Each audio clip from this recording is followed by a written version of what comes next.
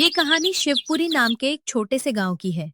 वहां हरि नाम का एक सीधा साधा किसान अपनी पत्नी और एक छोटे से बेटे के साथ रहता था। हरि के पास जमीन का एक बहुत ही छोटा सा टुकड़ा था। वो दिन रात कड़ी मेहनत करता, लेकिन खेत इतना छोटा था कि उससे होने वाली पैदावार उसके परिवार का पेट भरने के लिए नाकाफी थी। हालात इतने बुरे थे कि अक्सर परिवार के लिए 2 वक्त की रोटी जुटाना भी मुश्किल हो जाता था। कई रातें ऐसी बीतती थीं जब हरि और उसकी पत्नी अपने बच्चों के पेट की आग बुझाने के लिए खुद भूखे पेट ही सो जाते थे। रात को बहुत सोचने के बाद हरि ने अपनी पत्नी का हाथ थामा और भारी मन से कहा, देखो, कब तक हम इसी तरह भूखे रहकर दिन काटेंगे। मेरे पास एक विचार है। गांव के बाहर जो बंजर जमीन पड़ी है, मैंने सुना है कि अगर वहां सही तरीके से सिंचाई की जाए तो वहां भी फसल उगाई जा सकती है। मेहनत बहुत है, जोखिम भी है, लेकिन यहाँ हाथ पर हाथ धरे बैठे रहने से तो बेहतर है कि हम उस जमीन को सुधारने की कोशिश करें। उसकी पत्नी ने डरते हुए पूछा, अगर मेहनत बेकार गई तो? हमारे पास तो बीज खरीदने के पैसे तक नहीं हैं। हरि ने दृढ़ता से जवाब दिया, मैं गांव के सेठ के पास जाऊंगा और उनसे मदद मांगूंगा। भले ही मुझे बदले में अपनी मेहनत का एक बड़ा हिस्सा उन्हें देना पड़े, लेकिन अपने परिवार के लिए मुझे ये जोखिम उठाना ही होगा। हार मानकर बैठने से मौत निश्चित है, लेकिन कोशिश करने से शायद जिंदगी का कोई रास्ता निकल आए। अगले दिन सूरज की पहली किरण के साथ ही हरि अपनी लाठी लेकर उस बंजर जमीन की ओर निकल पड़ा, जिसे गांव वाले अभागा टीला कहते थे। ये जमीन गांव की सीमा पर एक ऊंची ढलान पर थी, जहां पानी पहुंचाना नामुमकिन माना जाता था। हरि ने अपनी जान जोखिम में डालकर उस पथरीली और कठोर जमीन को खोदना शुरू किया। सूरज ढल चुका था और अंधेरा चारों तरफ पसरने लगा था। हरि के कदम भारी हो गए थे, उसके हाथों में छाले पड़ गए थे और शरीर की हर हड्डी में थकान का दर्द था। लेकिन उससे भी ज्यादा भारी उसका मन था। उसके दिमाग में बार बार वही दृश्य घूम रहा था, बंजर जमीन, सूखी मिट्टी और उसके परिवार का भूखा चेहरा। हरि ने जब घर की चौखट पार की तो उसका सिर झुका हुआ था। उसकी पत्नी ने उसके चेहरे पर छाई गहरी उदासी को भांप लिया, लेकिन उसने उम्मीद नहीं छोड़ी। उसने हरि के पास आकर उसके कंधे पर हाथ रखा और धीमी मगर दृढ़ आवाज में कहा, जी, आप क्यों इतने परेशान हो? सब कुछ सही हो जाएगा। भगवान के घर देर है, लेकिन अंधेर नहीं। आपकी मेहनत देख देख कर एक दिन भगवान को भी अपना फैसला बदलना होगा। हरि अपनी पत्नी की इन बातों को सुनकर घर से बाहर बरामदे में जाकर बैठ गया। रात की ठंडी हवा चल रही थी और आसमान में तारे चमक रहे थे। मन में उथल पुथल लिए उसने गहरी सांस ली और अपनी पत्नी की ओर देखते हुए भारी मन से बोला, तुम्हारे शब्द मेरे जख्मों पर मरहम का काम कर रहे हैं, लेकिन सच तो ये है कि मैं खुद को असहाय महसूस कर रहा हूँ। मुझे डर इस बात का नहीं है कि मैं भूखा रहूंगा, मुझे डर इस बात का है कि कहीं इस मेहनत के चक्कर में मैं तुम्हें और हमारे बेटे को भी इस मुश्किलों के दलदल में और न धंसा दूं। तुम कहती हो कि भगवान देर करते हैं पर अंधेर नहीं, लेकिन क्या वो इतनी देर कर देगा कि हमारे पास बचने के लिए कुछ भी न रहे? हरि ने अपनी पत्नी की आंखों में भरोसा देखा और फिर से उस बंजर जमीन, उस अभागा टीला की ओर बढ़ गया। उसने अपनी जान जोखिम में डाल दी और अंधेरी रात में ही पूरी ताकत के साथ फिर से खुदाई शुरू कर दी। उसके बदन का हर अंग दर्द से करा रहा था और मिट्टी से सने उसके कपड़ों पर रात की ओस जम गई थी। घर की दहलीज पर कदम रखते ही उसने देखा कि उसकी पत्नी अभी भी जाग रही है और दीपक के पास बैठकर उसकी राह देख रही है। उसे देखते ही हरि की आंखों से बेबसी के आंसू छलक पड़े। वो बिना एक शब्द कहे जमीन पर बैठ गया, क्योंकि अब उसमें और न तो हिम्मत बची थी और न ही कोई शब्द। उसे लगा कि वो अपनी पत्नी और बेटे को एक और झूठी उम्मीद देकर आया है। वो चुपचाप सिर झुकाए बैठा रहा, ये सोचकर कि अब उसके पास हार मानने के अलावा कोई रास्ता नहीं बचा है। हरि के आंखों में आंसू और उसके शरीर की थकान देखकर उसकी पत्नी का दिल पसीज गया। उसने धीरे से अपना हाथ हरि के कांपते हुए कंधों पर रखा और बहुत शांत मन से बोली, सुनिए, जब आप बाहर गए थे तब मैंने भी रात भर जागकर भगवान से प्रार्थना की है। मुझे अचानक एहसास हुआ कि हम पानी के लिए जमीन के अंदर देख रहे हैं, लेकिन शायद समाधान वहां नहीं, बल्कि उस पहाड़ी के दूसरी तरफ वाले ढलान पर है। कल आपने देखा था कि घास वहां थोड़ी अधिक हरी थी। शायद जमीन के अंदर की नमी वहीं से रास्ता बनाकर आ रही है। हरी अभी अपनी पत्नी की बात गौर से सुन ही रहा था कि अचानक बाहर से किसी के चिल्लाने की आवाज आई। हरी, ओ हरी, बाहर निकल। कहाँ छुप के बैठा है? जल्दी बाहर आ। हरी ने जैसे ही दरवाजा खोला, उसके सामने का नजारा देखकर उसके रोंगटे खड़े हो गए। बाहर गांव का मुखिया अपने साथ कुछ गिने चुने लोगों को लेकर खड़ा था। उन लोगों के हाथों में लाठियां और डंडे थे और उनकी आंखों में गुस्सा साफ दिखाई दे रहा था। और मुखिया गुस्से में बोला, हरी, तूने मुझसे पैसे उधार लिए थे, कब लौटाएगा? बहुत दिनों से न तू घर पर मिलता है, न कोई हिसाब देता है। आज मैं यहां से अपने पैसों की वसूली करके ही जाऊंगा। या तो मेरे पैसे सूद समेत अभी वापस दे, या फिर ये घर अभी के अभी खाली कर दे।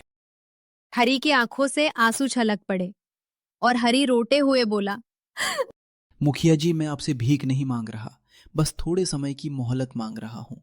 आप तो जानते हैं कि मैंने अपनी मेहनत में कोई कसर नहीं छोड़ी है।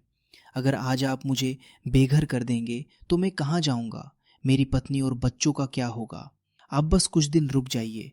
जैसे ही मेरे खेत में फसल की पैदावार होगी, आपकी एक एक पाई सूद समेत चुका दूंगा। मेरी मेहनत का फल आपको मिलने ही वाला है, बस थोड़ा सा धैर्य रखिए। हरी के ये शब्द सुनकर उसकी पत्नी भी वहीं फफक फफक कर रो पड़ी। मुखिया, जो अब तक कठोर बना हुआ था, हरी के इन आंसुओं और उसकी लाचारी को देखकर एक पल के लिए ठिठक गया। उसके चेहरे पर गुस्से के साथ साथ एक अजीब सी उलझन भी थी। गांव के बाकी लोग जो अब तक शोर मचा रहे थे, वे भी अचानक चुप हो गए। सन्नाटा इतना गहरा था कि हरी के सुबकने की आवाज साफ सुनाई दे रही थी। मुखिया हरी के आंसुओं और उसकी पत्नी के कांपते हुए चेहरों को देखकर कुछ देर चुप रहा। लंबी खामोशी के बाद मुखिया ने एक गहरी सांस ली और भारी आवाज में बोला, ठीक है हरी, मैं तेरे बीवी बच्चों की खातिर तुझे आखिरी मौका दे रहा हूं, पर याद रखना, ये मोहलत मेरी तरफ से आखिरी है। अगली बार मैं कोई बात नहीं करूंगा, सीधा तुझे घर से बाहर कर दूंगा। इतना बोलकर मुखिया ने अपने साथियों की ओर इशारा किया और बिना पीछे मुड़े वहां से चला गया। पीछे खड़े गांव वाले भी एक दूसरे को देखते हुए धीरे धीरे मुखिया के पीछे चल दिए। कुछ ही पलों में बाहर का सन्नाटा फिर से लौट आया। हरी और उसकी पत्नी वही दहलीज पर एक दूसरे का सहारा लेकर बैठ गए। डर का साया अभी भी उनके ऊपर था, लेकिन एक आखिरी मौका पाकर हरी के मन में एक नई ऊर्जा का संचार हुआ। उसे पता था कि अब उसके पास हारने के लिए एक भी पल नहीं था। हरी और उसकी पत्नी अभी भी उस पुरानी चौखट पर बैठे थे जब उसने अपने आंसू पोंछे और दृढ़ स्वर में हरी का हाथ थामते हुए कहा, सुनिए, अब आप अकेले नहीं हैं। मैं भी कल से आपके साथ खेत पर चलूंगी। मैं आपका पूरा साथ देना चाहती हूँ। जब हम दोनों मिलकर काम करेंगे तो मेहनत भी आधी हो जाएगी और हौसला भी दोगुना। भगवान ने चाहा तो इस बार कुछ न कुछ बात जरूर बनेगी और हम मुखिया का कर्ज भी चुका पाएंगे। हरी ने अपनी पत्नी के चेहरे की तरफ देखा। उस चेहरे पर डर की जगह अब एक अटूट संकल्प था। पत्नी की इन बातों ने हरी के अंदर सोई हुई हिम्मत को फिर से जगा दिया। उसे महसूस हुआ कि भले ही दुनिया उसके खिलाफ हो, लेकिन अगर जीवन साथी साथ हो तो बंजर जमीन को उपजाऊ बनाना नामुमकिन नहीं है। उस रात उन दोनों ने मिलकर अगली सुबह की रणनीति बनाई। उन्होंने तय किया कि सूरज की पहली किरण के साथ ही वे उस जलस्रोत की ओर बढ़ेंगे जिसने आज अनजाने में ही सही पर उनके जीवन में एक नई उम्मीद पैदा कर दी थी। सूरज की पहली किरणें अभी क्षितिज को लाल रंग से रंग ही रही थीं कि हरी और उसकी पत्नी अपने औजार लेकर उस बंजर जमीन की ओर चल पड़े, जहां कुछ समय पहले तक पानी का नामो निशान तक नहीं था। रास्ते में चलते चलते अचानक हरी की पत्नी की नजर एक पेड़ के नीचे बैठे एक बूढ़े बाबा पर पड़ी। वे शांत मुद्रा में आंखें बंद किए बैठे थे, मानो कोई तपस्वी हों। उन्हें देखकर हरी की पत्नी के मन में श्रद्धा के साथ साथ जिज्ञासा भी जागी। वो रुक गई और उसने धीरे से हरी का हाथ खींचकर कहा, सुनिए, वे बाबा देखिए, कितनी शांति है उनके चेहरे पर। क्यों ना हम उनसे रुककर बात करें? शायद वे हमें इस बंजर जमीन को हरा भरा करने का कोई उपाय बता सकें।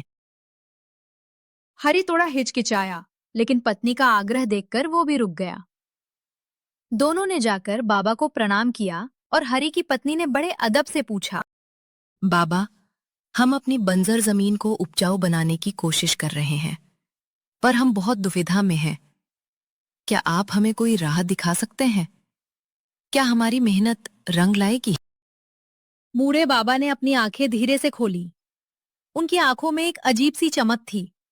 उन्होंने हरी और उसकी पत्नी को ध्यान से देखा और धीमी लेकिन गंभीर आवाज में बोले, बेटा, मिट्टी तो सिर्फ सेवा चाहती है। जो अपनी मेहनत के पसीने से धरती को सींचता है, धरती उसे कभी खाली हाथ नहीं लौटाती। पर याद रखना, पानी ढूंढना ही काफी नहीं है, उसे सही दिशा में मोड़ना असली हुनर है। बाबा की बात सुनकर हरी और उसकी पत्नी मंत्रमुग्ध से खड़े रह गए। बाबा ने आगे हाथ बढ़ाते हुए कहा, बेटा, यहाँ से उत्तर दिशा की ओर जो पुरानी पहाड़ी है, वहाँ एक प्राचीन जलधारा है जो सालों से पत्थर की चट्टानों के नीचे दबी हुई है। अगर तुम उस चट्टान को सही जगह से हटा दोगे तो वो पानी सीधा तुम्हारी बंजर जमीन के मुख्य हिस्से तक पहुंच जाएगा। हरी ने हैरानी से पूछा, बाबा, क्या वो रास्ता आसान होगा? बाबा मुस्कुराए और बोले, मेहनत का रास्ता कभी आसान नहीं होता, पर वो चट्टान सिर्फ बल से नहीं बल्कि सही जगह पर वार करने से हटेगी। जहाँ सुबह की पहली किरण उस चट्टान पर गिरती है, वहीं से रास्ता फूटेगा। पर ध्यान रहे, जिस दिन पानी निकलेगा उसी दिन परीक्षा भी होगी। लालच की नज़रों से बचना और पानी को पूरे गांव की भलाई के लिए इस्तेमाल करना, तभी तुम्हारी मेहनत सफल होगी। हरी और उसकी पत्नी ने बाबा के पैर छुए और एक नई ऊर्जा के साथ उस पहाड़ी की ओर चल पड़े। उनके मन में अब केवल डर नहीं, बल्कि बाबा के कहे अनुसार उस चट्टान को ढूंढने का संकल्प था। बाबा के बताए अनुसार हरी और उसकी पत्नी अपनी पूरी हिम्मत जुटाकर उस ऊंची पहाड़ी पर पहुंच ही गए। चढ़ाई इतनी कठिन थी कि उनके पैर लड़खड़ा रहे थे, लेकिन जैसे ही वे ऊपर पहुंचे, उनकी सारी थकान एक पल में गायब हो गई। वहां का नजारा वाकई अद्भुत और मनमोहक था। ऊपर से नीचे घाटी का दृश्य किसी सपने जैसा लग रहा था, जैसा कि दूर दूर तक फैले हरे भरे खेत, टेढ़ी मेढ़ी बहती नदी और साफ नीला आकाश। ये दृश्य देखकर हरी की आंखों में चमक आ गई। चारों तरफ फैले बड़े बड़े पत्थर उस जगह को और भी भव्य बना रहे थे। दिन भर की थकावट और अनगिनत पहाड़ियों को पार करने के बाद जब हीरा ने अचानक उस विशाल चट्टान पर नजर डाली, तो उसकी थकान एक पल में गायब हो गई। वो कोई साधारण चट्टान नहीं थी। जैसा सूर्यास्त की सुनहरी किरणें ठीक उस चट्टान के बीच में पड़ रही थीं। उस दिव्य रोशनी में चट्टान का रंग पूरी तरह से सुनहरा हो गया था और वो किसी अलौकिक मंदिर के द्वार सी चमक रही थी। और फिर हरी बोला, देखो भाग्यवान, मुझे पक्का यकीन है कि यही वो अभिशप्त पत्थर है जिसका जिक्र बाबा ने किया था। ये ठीक नदी के बीचों बीच फंसा हुआ है और इसी विशालकाय चट्टान ने नीचे की ओर जाने वाले पानी का रास्ता पूरी तरह रोक रखा है। हरी की पत्नी उस अलौकिक दृश्य को देखकर एक पल के लिए ठिठक गई। उसकी आंखों में आश्चर्य और श्रद्धा का भाव था। उसने धीमी आवाज में कहा, देखो हरी, बाबा ने बिल्कुल सही कहा था। ये पत्थर कोई सामान्य चट्टान नहीं है। ये तो साक्षात प्रकृति का आशीर्वाद है, जो सूरज की पहली किरणों के साथ चमक उठता है। देखो कैसे इस विशाल पत्थर ने पानी के बहाव को रोक रखा है।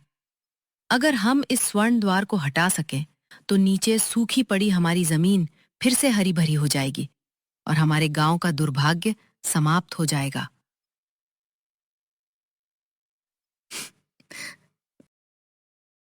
हरी चट्टान पर ऊपर चढ़ गया और अपनी पूरी ताकत झोंककर उस पर कुल्हाड़ी से जोर जोर से प्रहार करने लगा। हर प्रहार के साथ पत्थर से चिंगारियां निकल रही थीं, जो उगते सूरज की रोशनी में और भी सुनहरी लग रही थी। पत्थर इतना कठोर था कि कुल्हाड़ी के वार से भी उसे खरोच तक नहीं आ रही थी, लेकिन हरि हार मानने वाला नहीं था। उसकी पत्नी नीचे खड़ी होकर उसे उत्साह दे रही थी। तभी एक बहुत जोरदार प्रहार के साथ चट्टान के भीतर से एक गहरी गड़गड़ाहट सुनाई दी। जैसे ही हरि ने कुल्हाड़ी वापस ऊपर उठाई, पत्थर के बीचों बीच एक गहरी दरार पड़ गई। उस दरार से पानी का एक तेज फव्वारा ऐसे निकला जैसे कोई दबा हुआ ज्वालामुखी फट पड़ा हो। पानी का दबाव इतना अधिक था कि हरि को अपना संतुलन बनाए रखने के लिए पत्थर को कसकर पकड़ना पड़ा। हरि और उसकी पत्नी नीचे की ओर भागे। उन्होंने देखा कि उनका सूखा खेत अब एक झील में बदल गया था, लेकिन ये झील खुशी का संकेत थी। आसपास के ग्रामीण भी इस दृश्य को देखने के लिए एकत्र हुए। हरि की मेहनत रंग लाई। अब उसकी जमीन पर हरियाली का पहरा था।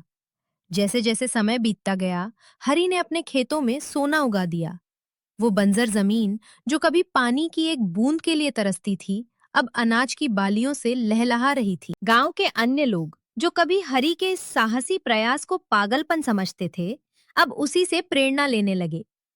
हरि ने केवल अपना घर ही नहीं भरा, बल्कि पूरे गांव के लिए खुशहाली के द्वार खोल दिए थे।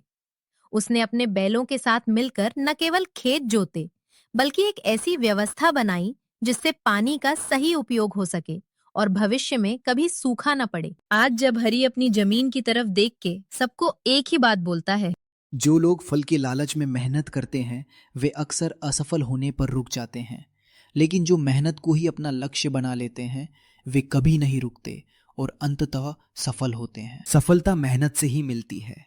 अगर हमारी मेहनत आपको पसंद आई हो तो कृपया लाइक, कमेंट और सब्सक्राइब करके हमें सपोर्ट करें। ये हमें और बेहतर काम करने के लिए प्रेरित करेगा।